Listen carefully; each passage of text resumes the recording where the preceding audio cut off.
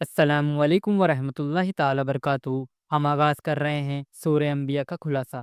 جو لوگ ظلم میں بہت آگے نکل جاتے ہیں وہ کسی نصیحت سے اثر نہیں لیتے، وہ اس سے بھی نہیں ڈرتے کہ حساب کی گھڑی قریب آ چکی ہے، وہ پچھلی قوموں کی عبرتناک تاریخ سے بھی سبق نہیں لیتے، وہ یہ بھی نہیں سوچتے کہ اتنی بڑی کائنات اس لیے نہیں بنائی گئی ہے کہ یہاں سدا ظلم کی چکی چلتی رہے۔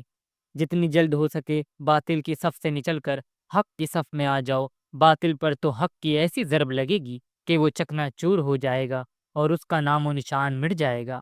باطل پرستوں کو اپنے کرتوتوں کا انجام ضرور بھگتنا ہوگا۔ فرشتوں کی بندگی کا حال دیکھو، وہ نہ تکبر کرتے ہیں، نہ اللہ کی عبادت سے سرتابی کرتے ہیں اور نہ عبادت سے تھکتے ہیں۔ رات دل اس کی تسبیح کرتے ہیں اور دم نہیں لیتے۔ اللہ کے حضور بڑھ بڑھ کر بولتے نہیں، بس اس کے حکم پر عمل کرتے ہیں۔ وہ کسی کی سفارش نہیں کرتے، بس اسی کے حق میں دعا کرتے ہیں جو اللہ کا فرما بردار ہوتا ہے، اور وہ خود ہر وقت اللہ کے خوف سے ڈرتے رہتے ہیں۔ یاد رکھو، ہر جاندار کو موت کا مزہ چکھنا ہے۔ یہاں جس کے جیسے بھی حالات ہیں، اچھے ہوں یا برے، سب کی آزمائش ہو رہی ہے، سب کو اللہ کی طرف پلٹ کر جانا ہے۔ حالات سے زیادہ انجام کی فکر کرو۔ ابراہیم اور ابراہیم کی نیک اولاد رہتی دنیا تک کے لیے نمونہ ہیں۔ نیکی کے پیکر، لوگوں کے امام، احکام الہی کے دائی، نیک کاموں کے شیدائی، نماز اور زکوٰۃ کے پابند، اللہ کے عبادت گزار، ان کے راستے پر چلو، اللہ اپنی رحمت کے سائے میں جگہ دے گا۔ داؤد اور سلیمان کی زندگی شکر گزاری کا بہترین نمونہ ہے۔ اللہ نے بے شمار اور زبردست قسم کی نعمتیں دی، کائنات کی بڑی بڑی طاقتوں کو ان کے لیے مسخر کر دیا۔ تاریخ کی بات یہ ہے کہ نعمتوں نے ان کی شکر گزاری میں اضافہ کیا۔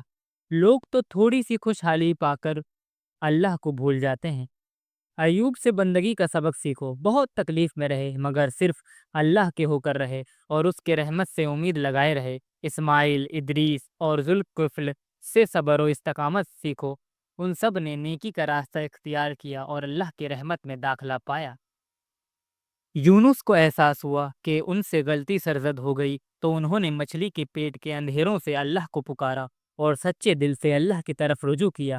اللہ نے ان کی دعا سن لی اور انہیں نجات دی۔ جو دنیا و آخرت کی تکلیفوں سے نجات پانا چاہتا ہو، وہ سچے دل سے اپنے گناہوں کی معافی مانگے اور اللہ کا مومن بندہ بن جائے۔